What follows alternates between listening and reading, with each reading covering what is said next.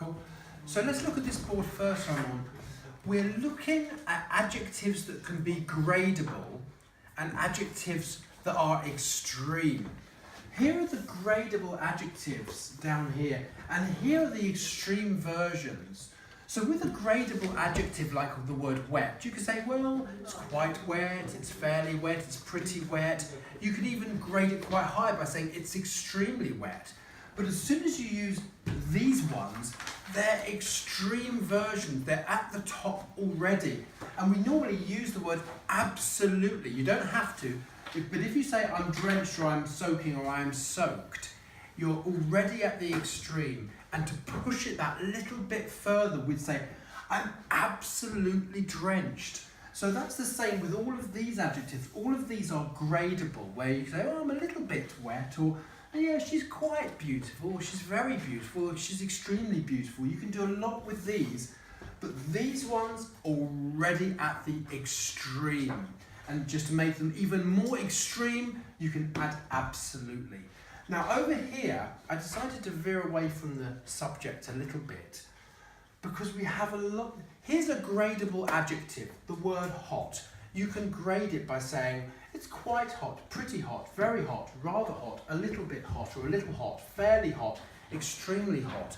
And as you can see, I've graded it here. So if we say it's a little or a little bit hot, that's quite a low grade. But if we say it's quite hot, we've brought it up a little bit, or it's pretty hot, or it's fairly hot, then we can take it up a little bit more by saying, oh, it's very hot, it's very hot. Then we can take it up even higher by saying it's extremely hot. Now, here's a question for you. If we want to put it even higher than extremely by giving it a different adjective, what would we use? Any ideas? We learnt it already. Do you remember when we did extreme weather conditions? Instead of hot, what could we use as an extreme? Any ideas? Boiling. Boiling. Can you say this word with it, please? Absolutely boiling. Look at her, isn't she great? So yes, a boiling is not a word that you could use with these because these are all gradable. So all of these words here you could use with these adjectives to grade them. Now, just one more thing I would want to go through with you before we finish today. There's a unit in English Grammar in Use, my favourite blue book, Unit 104, which looks at all of these words. As you can see, this is one I haven't spoken about yet. When we say something is rather hot, we're quite surprised because we had already compared it and thought it was going to be different. But really, I'd like to go back to this word quite hot. As you can see, we've graded it quite low. However, sometimes the word quite could be quite extreme as well. Here's a couple of examples for you. Are you sure? Yes, I'm quite sure. Suddenly the word quite is extreme.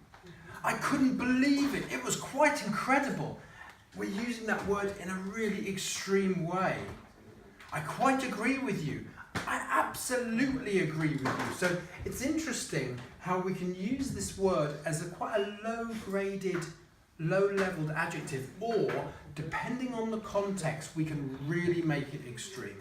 Quite. There was one more thing that we did with quite. We made quite into a negative by squeezing it out. So we have this sentence, she's quite clever. And if we go, she's quite clever, it means, actually, we don't think so, we're just being polite.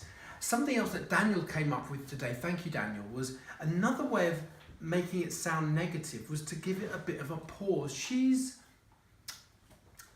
quite clever. Can you see that? That pause really made it sound negative.